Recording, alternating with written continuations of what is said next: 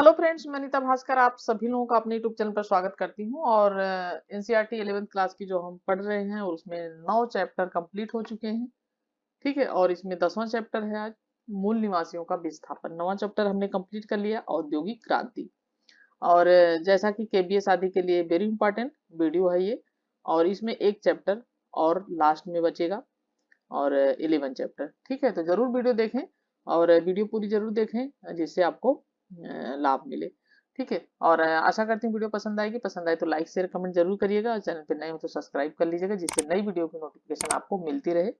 और अगर आपने 11th और 12th क्लास की एनसीईआरटी हिस्ट्री नहीं देखी अभी तक वीडियो मेरी, तो जरूर प्लेलिस्ट में जाएं, आपको 11th और 12th क्लास की दोनों की वीडियो आपको मिल जाएगी। 12th क्लास के भी काफी चैप्टर मैं करा चुकी हूँ और ये भी अब 10वां चैप्टर है, एक चैप्टर इसमें और बचेगा बस। ठीक है, तो चलिए शुरू करते हैं। मूल निवासियों का विस्थापन।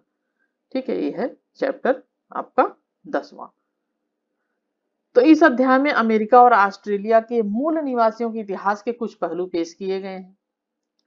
विषय 8 में हमने दक्षिण अमेरिका में स्पेनी और पुर्तगाली औपनिवेशीकरण की इतिहास की झांकी देखी थी और 18वीं सदी से दक्षिण अमेरिका के और भी हिस्सों में तथा मध्य उत्तरी अमेरिका, दक्षिणी अफ्रीका, ऑस्ट्रेलिया और न्यूजीलैंड के इलाकों में यूरोप से आए अप्रवासी बसने लगे।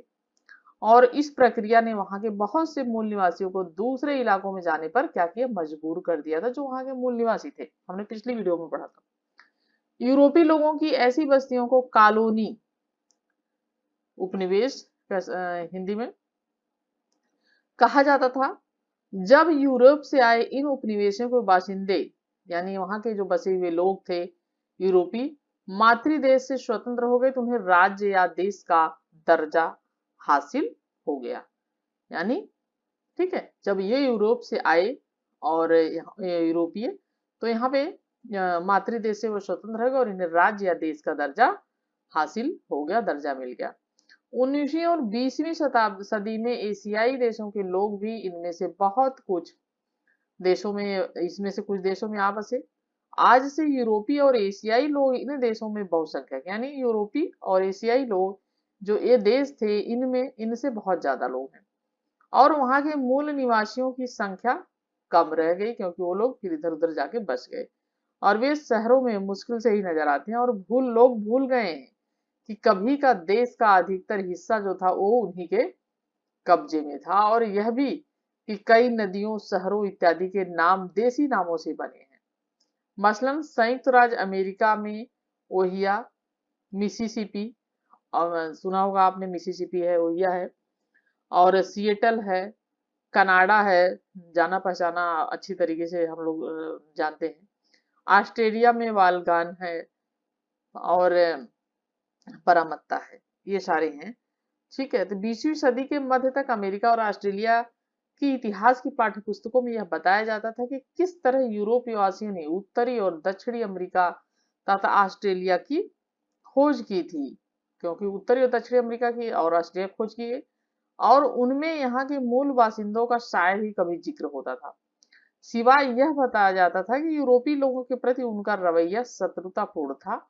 पर 1840 के दशक से ही अमेरिका में मानव विज्ञानियों ने उन पर अध्ययन शुरू किया और बहुत बाद में 1960 के दशक से मूल निवासियों को अपने इतिहास को लिखने या बयान करने के लिए प्रेरित किया गया। आज इन मूल निवासियों द्वारा लिखे गए इतिहास और कथा कृतियों को पढ़ना संभव है। इन देशों में जाने वाले लोग वहां के संग्रहालयों में देसी कला की दीर्घाएं तथा आदिवासी जीवन शैली को दिखलाने वाले विशेष संग्रहालय भी देख सकते हैं। संयुक्त राज्य अमेरिका में नया अमेरिकी इंडियन राष्ट्रीय संग्रहालय खुद अमेरिकी इंडियनों जो है इंडियनों की देखरेख में बना है। ठीक है, संयुक्त राज्य अमेरिका में नया जो है अमेरिकी अमेरिकी इंडियन राष्ट्रीय संग्रहालय खुद अमेरिकी इंडियनों की देखरेख में बना है। यूरोपीय साम्राज्यवाद, स्पेन और पुर्तगाल के अमेरिकी साम्राज्य, ठीक है, हमने विषय 8 में पढ़ा था, और का 17वीं सदी के बाद विस्तार नहीं हुआ। तब तक फ्रांस, हॉलैंड, इंग्लैंड जैसे दूसरे देशों ने अपनी व्यापारिक गतिविधियों का विस्तार करना और अमेरिका अफ्रीका तथा एशिया में अपने उपनिवेश बसाने शुरू कर दिए थे। ठीक है, कहाँ कहाँ पे? अमेरिका में, अफ्रीका में और एशिया में। ठीक है, आयरलैंड भी कमोवेश इंग्लैंड का ही उपनिवेश था। आयरलैंड या इंग्लैंड का ही उपनिवेश था, क्योंकि वहां बसे हुए ज्यादातर भूस्वामी जो है वो क्या थे? अंग्रेज थे आयरलैंड में।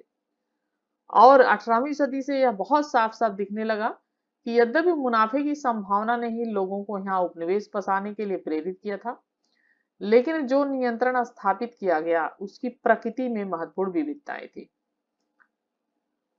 दक्षिण एशिया में व्यापारिक कंपनियों ने अपने को राजनीतिक सत्ता का रूप दिया, स्थानीय शासकों को हराया और अपने इलाके का विस्तार किया। ठीक है, दक्षिण एशिया में व्यापारिक कंपनियों ने अपने को राजनीतिक सत्ता का रूप दिया, स्थानीय शासकों को हराया और अपने इलाके का विस्तार किया। उन्होंने पुरानी सुविकसित प्रशासकीय व्यवस्था को क्या किया? उसको जारी रखा। जो पुरानी सुविकसित जो व्यवस्थाएं थी प्रशासकीय, उसको उसको जारी रखा, कंटिन्यू रखा। भूस्वामियों से कर वसूलते रहे, टैक्स लेते रहे और बाद में उन्होंने व्यापार को सुगम बनाने के लिए रेलवे का क्या किया? निर्माण किया। यानी व्यापार को सुगम बनाया जाए, रेलवे का निर्माण किया, खादानें खुदवाई और बड़े बड़े बागान स्थापित किए।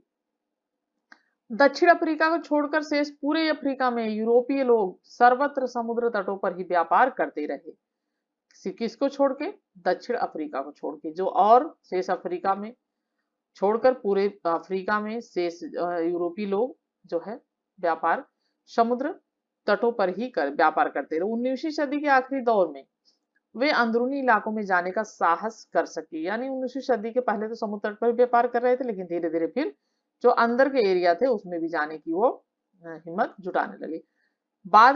इसके बाद कुछ यूरोपीय मुल्कों के बीच अपने उपनिवेशों के रूप में अफ्रीका का बंटवारा करने का समझौता हो गया। सेटलर शब्द दक्षिण अफ्रीका में डच के लिए आयरलैंड। ठीक है, क्या? सेटलर।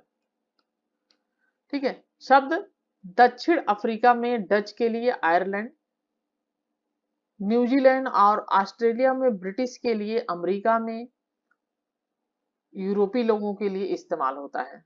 क्या है? सेटलर शब्द जो है दक्षिण अमेरिका में जो डच हैं उनके लिए, आयरलैंड, न्यूजीलैंड और ऑस्ट्रेलिया में ब्रिटिश जो है, ठीक है, ब्रिटिश जो ब्रिटेन के हैं उनके लिए, और अमेरिका में जो यूरोपीय लोग हैं उनके लिए सेटलर शब्द, ठीक है, सेटलर शब्द इस्तेमाल होता है। इन उपनिवेशों की राजभाषा क्या थी? अंग्रेजी थी। ठीक है, क्या थी राजभाषा? इंग्लिश थी। ठीक है, और कनाडा को छोड़कर जहां फ्रांसीसी भी एक राजभाषा है, यानी कनाडा को छोड़ दिया जाए तो जहां पर फ्रांसीसी भी एक राजभाषा है। इन जो उपनिवेशों की राजभाषा क्या थी? अंग्रेजी थी एक तो, और कनाडा को छोड़कर जहां फ्रांसीसी भी एक राजभाषा है। ठीक है, यानी फ्रांसीसी भी एक राजभाषा है। नई दुनिया के देशों को यूरोपवासियों द्वारा दिए गए नाम। अमेरिका पहली बार अमेरिगो वेस्पुकी 1451-1512 का यात्रा वृत्तांत छपने के बाद प्रयुक्त। कनाडा नई दुनिया के देशों को यूरोपवासियों द्वारा दिए गए नाम है। अमेरिका पहली बार अमेरिगो वेस्पुकी का यात्रा वृत्तांत छपने के बाद प्रयुक्त। कनाडा कनाडा से निकला शब्द 1535 में खोजी जॉक कार्टियर को मिली जानकारी के अनुसार यूरोक्विस की भाषा में कनाडा का मतलब था गांव। ठीक है, यानी कनाडा का मतलब क्या था? इसका मतलब था गांव। ऑस्ट्रेलिया महान दक्षिणी महासागर में स्थित भूमि के लिए 16वीं सदी में प्रयुक्त नाम। लातिनी भाषा जो थी, लातिनी में दक्षिण को ऑस्ट्रल कहते हैं। ठीक है, दक्षिण को क्या कहते हैं? लातिनी भाषा में इसको कहते हैं ऑस्ट्रल। ठीक है, और न्यूजीलैंड हालैंड के तास्मान द्वारा दिया गया नाम, जिसने सबसे पहले 1642 में इन टापुओं को देखा था, और डच भाषा में समुद्र को जी कहते हैं। ठीक है, और काफी सारी सूची दी गई है। और उत्तरी अमेरिका पे आ जाते हैं ये पॉइंट। देखिए, उत्तरी अमेरिका का महाद्वीपीय उत्तर ध्रुवीय वृत्त से लेकर कर्क रेखा तक और प्रशांत महासागर से अटलांटिक महासागर तक फैला है। कहां से कहां तक?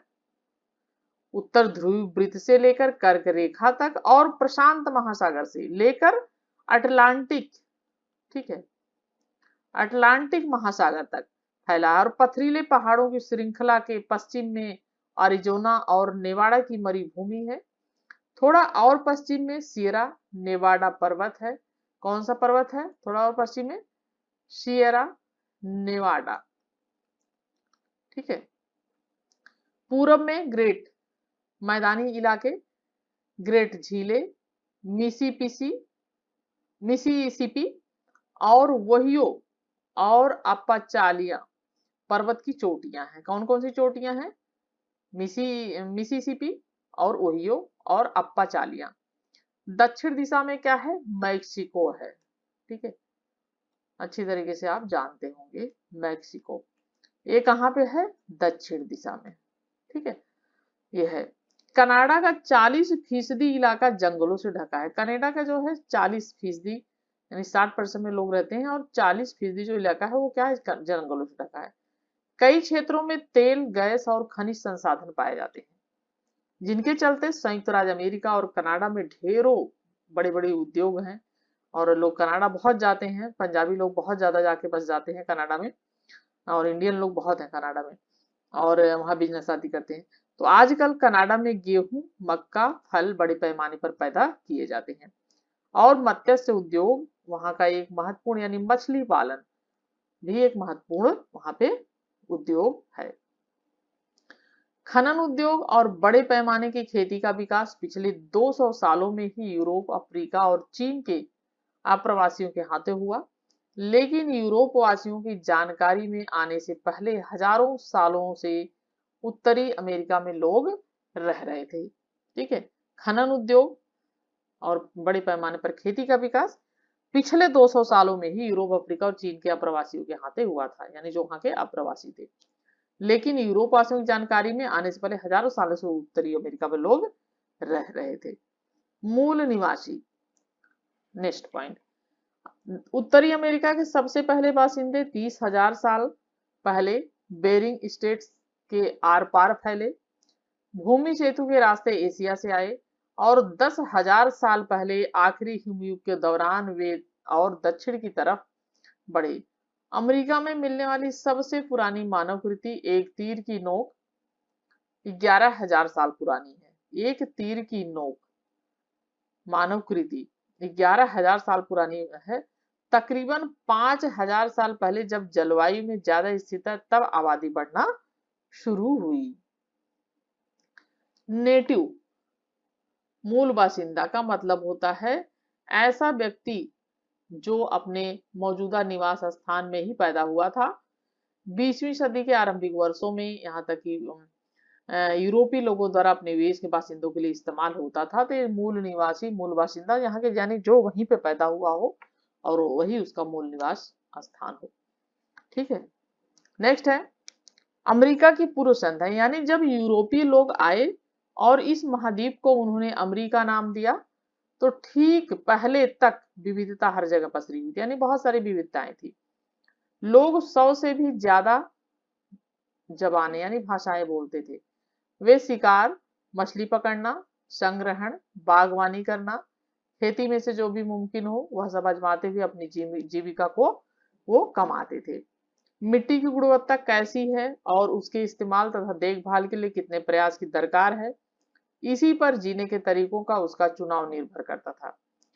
सांस्कृतिक और सामाजिक पूर्वाग्रह के आधार पर कुछ दूसरी चीजें तय होती थी। मछली, अनाज, बाग के पेड़ पौधे, मांस, इनके अधिशेष हमारे यहाँ ताकतवर श्रेणीबद्ध समाजों की रचना में मददगार बने, लेकिन वहां नहीं। कुछ संस्कृतियां सहस्राब्दियों तक यानी सालों तक कायम रही और विलियम मैकलिस अमेरिका के से पहले का दिन, ये लोग नदी घाटी के साथ साथ गांव में समूह बनाकर रहते थे। यानी नदी घाटी के अलावा जो गांव होते थे उसमें क्या करते थे? समूह में रहते थे। वे मछली और मांस खाते थे और सब्जियां तथा गई उगाते थे। आप ध्यान रखें कि जो मक्का था वो कहाँ से आया है? हमारे यहाँ अमेरिका से आया है। ठीक है, ये आया है अमेरिका से करीब 14वीं शताब्दी में। और वे अक्सर मांस की तलाश में लंबी यात्राओं पर जाया करते थे। मुख्य रूप से उन्हें बाइसन यानी जो है जंगली भैंसों की तलाश रहती जो घास के मैदानों में घूमते थे। और यह 17वीं सदी से आसान हो गया जब इन मूल निवासियों ने घुड़सवारी शुरू कर दी थी, यानी वो घोड़ों से सवारी करने लगे थे। और वे घोड़े स्पेनी आबादकारों से खरीदे घूमते थे, लेकिन वे उतने ही जानवर मारते जितने की उन्हें भोजन के लिए जरूरत थी। तो जंगली भैंसों को मारते थे भोजन के लिए, खाने के लिए।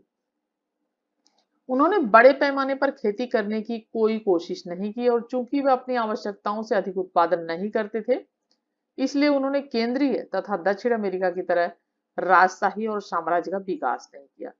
ठीक है, क्योंकि उन्होंने बहुत उतना ही वो उत्पादन करते थे जितने की उन्हें जरूरत होती थी। ठीक है, अमेरिका की तरह यानी दक्षिण अमेरिका की तरह राजशाही और साम्राज्य का उन्होंने विकास नहीं किया। इलाके के लोग लेकर कबीलों के बीच झगड़े की कुछ मिसालें मिलती हैं, यानी झगड़े होते थे, पर कुल मिलाकर जमीन पर नियंत्रण का कोई भी मुद्दा नहीं था, यानी कोई भी जमीन पर नियंत्रण जैसी बात नहीं थी कि जमीन पर अधिकार जैसी बात।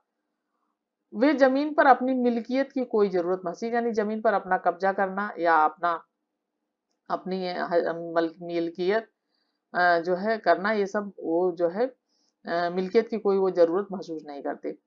और बगैर उससे मिलने वाले भोजन और आश्रय से जो है वो मतलब मिल्कियत की जरूरत नहीं समझते थे। तो उस पर हमारा अधिकार ही हमारा कब्जा हो, सिर्फ वो मिलने वाला जो उससे भोजन होता था उसके उससे संतुष्ट होते थे, और आश्रय से। उसकी परंपरा की एक महत्वपूर्ण विशेषता थी कि औपचारिक संबंध और दोस्तियां कायम करना तथा उपहारों का आदान प्रदान करना। औपचारिक संबंध होते थे, दोस्तियां होती थी, और उपहार जो होते थे, ठीक है, उसका गिफ्ट आदि का आदान प्रदान करना। चीजें उन्हें खरीदने के बजाय उपहार के तौर पर हासिल होती थी, यानी ज्यादा चीजें खरीदने की जरूरत नहीं पड़ती, तो उन्हें उपहार में मिलती थी। ठीक है, उत्तरी अमेरिका में अनेक भाषाएं बोली जाती थी, हालांकि वे लिखी नहीं जाती थी। ठीक है, लिखी नहीं जाती थी, बोली जाती थी। उनका विश्वास था कि समय की गति चक्रीय है, और हर कबीले के पास अपनी उत्पत्ति और इतिहास के बारे में ब्यौरे थे जो पीढ़ी दर दर पीढ़ी चलते आ रहे थे। वे कुशल कारीगर थे और खूबसूरत कपड़े भी बुनते थे। वे धरती को पढ़ सकते थे, जलवायु और विभिन्न भूदृश्यों को उसी तरह समझ सकते थे जैसे पढ़े लिखे लोग लिखी हुई चीजें पढ़ते हैं। ठीक है, जलवायु और भूदृश्य होते तो वो उसको पढ़ सकते थे, लेकिन पढ़े लिखे लोग जैसे लिखी हुई चीजों को पढ़ते उसी तरीके से पढ़ते, लेकिन लिखी नहीं जाती थी चीजें। रंगीन सीपियों को आपस में सिलकर बनाई जाने वाली बेम पुम बेल्ट किसी समझौते के बाद स्थानीय कबीलों के बीच इसका आदान प्रदान किया जाता था, ये आप देख सकते हैं। रंगीन सीपियां जो होती थी। ठीक है, यूरोपियों से मुकाबला। ठीक है, और नई दुनिया के मूल बासिंदों के लिए अंग्रेजी में प्रयुक्त शब्द थे। और ठीक है, aboriginal native people of Australia. Latin में एप का मतलब है से, और ओरिजिन का मतलब है शुरुआत। ठीक है, तो ओरिजिन एक विशेष संज्ञा की तरह इस्तेमाल करने की गलती अक्सर जो है करने की गलती अक्सर की जाती है। उत्तरी अमेरिका, अमेरिकन इंडियन। ठीक है, उत्तरी और दक्षिणी अमेरिका तथा कैरिबियन के मूल निवासी जो थे। ठीक है, फर्स्ट नेशन पीपल्स मूल निवासियों के संगठित समूह जिन्हें कनाडाई सरकार द्वारा मान्यता प्राप्त थी। मूल निवासियों की जो संगठित समूह था, 1876 के इंडियंस एक्ट में बैट्स का पद का प्रयोग किया गया, लेकिन 1990 के दशक में नेशंस शब्द प्रयुक्त होने लगा। ठीक है, और ठीक है, इंडिगेंस पीपल ऐसे लोग जो किसी जगह में हमेशा से रहते आए हैं। ठीक है, और नेटिव अमेरिकन उत्तरी और दक्षिणी अमेरिका के देसी लोग, यह पद अब बहुत प्रचलित है। रेड इंडियन यानी लाल भारतीय गेहूं वर्ण के लोग जिनके निवास स्थान को कोलंबस ने गलती से इंडिया समझ लिया था, क्योंकि वो इंडिया खोज में निकला था और उसने अमेरिका की खोज करी थी, और उन्हें रेड इंडियन कहा था, यानी लाल भारतीय। ठीक है, इतनी सारी चीजें। और बिस्काशिन्स ने बिनेगाबागो कबीलों की एक महिला 1860 के दशक में इस कबीले के लोग नेब्रास्का स्थानांतरित कर दिए गए थे। एक आपको महिला की चित्र दिख रहा होगा यहाँ पे। ठीक है, ये मूल निवासियों के नाम ऐसी चीजों को दिए गए जिनका इन कबीलों से कोई संबंध नहीं था। डकोटा हवाई जहाज, चिरोकी जीप, पेंटियाक कार, मोहाक बाल कटाई। ठीक है, तो मूल निवासियों के नाम ऐसी चीजों को दिए दिए गए जिनका इन कबीलों से कोई संबंध नहीं था, जैसे कि डकोटा हवाई जहाज, चिरोकी जीप, पेंटियाक कार और मोहाक बाल कटाई। ठीक है, और प्रस्तर की पट्टी पर यह खुदा था कि होपी यह मानते थे कि उनके पास वापस आने वाले पहले भाई और बहन धरती के पार से कछुए के रूप में आएंगे। वे इंसान होंगे पर कछुओं के रूप में आएंगे। इसलिए जब समय आया तो होपी जो है लोग धरती के उस पार से आने वाले उन कछुओं का स्वागत करने के लिए खास गांव में इकट्ठा हुए और सुबह सुबह उठ गए और उन्होंने सूर्योदय देखा और उन्होंने मरी भूमि के पार निगाह दौड़ाई। उन्हें बख्तरबंद स्पेनी जो है कॉक्टिनोस्टाडोर दिखलाई पड़े जो धरती के उस छोर से आते कछुओं की तरह लग रहे थे। सो उन्होंने समझा कि ये वही है जिनका इंतजार था, इसलिए वे स्पेनी इंसान के पास गए और हाथ मिलाने की उम्मीद में अपना हाथ बढ़ाया, लेकिन स्पेनी ने उनके हाथ में कोई सस्ती सी चीज पकड़ा दी और इससे पूरे उत्तरी अमेरिका में यह बात फैल गई कि बहुत कठिन समय आने वाला है, कि शायद कुछ भाइयों और बहनों ने सभी चीजों की पवित्रता को भुला दिया और इसकी वजह से धरती पर सभी इंसान काफी कष्ट पाने वाले हैं, क्योंकि इस तरीके की बातें जो है पहले काफी फैलती थी। ली ब्राउन की एक वार्ता से 1986 की बात है। 17वीं सदी में 2 महीने के कठिन समुद्री अभियान के बाद उत्तरी अमेरिका के उत्तरी तट पर पहुंचे यूरोपीय व्यापारियों को यह देखकर सुकून मिला कि वहां के स्थानीय लोगों का व्यवहार दोस्ताना और गर्मजोशी भरा है। दक्षिण अमेरिका पर गए स्पेनियों के विपरीत जो वहां की सोने की प्रचुरता से अभिभूत हुए थे, ये लोग मछली रोएदार खाल के व्यापार के लिए आए थे, जिसमें उन्हें शिकार कुशल देसी लोगों की ओर से अपेक्षित जो है मदद मिली। ठीक है, थोड़ा और दक्षिण में मिसिसिपी के किनारे किनारे फ्रांसीसियों ने पाया कि देसी लोग नियमित रूप से जमा होते थे। इनका मकसद था हस्तशिल्पों का आदान प्रदान करना, यानी हाथों से चीजें बनाई गई थी। किसी खास कबीले में ही बनते थे ऐसे हस्तशिल्प और या ऐसे खाद्य पदार्थों का आदान प्रदान जो अन्य इलाकों में उपलब्ध नहीं थे, यानी कुछ इलाकों में उपलब्ध नहीं। स्थानीय उत्पादनों के बदले में यूरोपियन लोग वहां के बासिंदों को कंबल, लोहे के बर्तन, जिसे कभी कभी मिट्टी के पात्रों की जगह इस्तेमाल करते थे, बंदूकें जो जानवरों को मारने में और तीर धनुष की अच्छी जो है पूरक तीर धनुष की पूरी साबित होती थी, और शराब भी देते थे। और वहां के बासिंदों को पहले शराब से परिचय नहीं था, वे जल्दी ही इसकी आदत के शिकार हो गए, जो कि यूरोपीय लोगों के लिए अच्छा साबित हुआ क्योंकि उसने उन्हें व्यापार के लिए अपनी शर्तें थोपने में सक्षम बनाया। यूरोपीय लोगों ने उन मूल निवासियों से तंबाकू की आदत ग्रहण कर ली। जो मूल निवासी थे उनसे उन्होंने तंबाकू की आदत जो है अपना ली। क्यूबेक 1947 में जैन कबर्ट न्यूफाउंडलैंड पहुंचा। 1507 में अमेरिगो डे वेस्पुकी ट्रेवल्स प्रकाशित हुई। 1534 में जय कार्टियर ने सेंट लॉरेंस नदी के किनारे किनारे यात्रा की और मूल बासिंदों से मिला। 1608 फ्रांसीसियों ने क्यूबेक उपनिवेश की खोज की। 1607 ब्रिटिश लोगों ने वर्जीनिया उपनिवेश की खोज की और 1620 ब्रिटिश लोगों ने प्लाईमाउथ मैसाचुसेट्स में इसकी खोज की। ठीक है, पारंपरिक धारणाएं अब ये हम पढ़ेंगे नेक्स्ट वीडियो में और आशा करती हूँ वीडियो पसंद आई होगी। पसंद आए तो लाइक शेयर कमेंट जरूर करिएगा। नेक्स्ट वीडियो में फिर मिलती हूँ, तब तक के लिए thank you for watching video.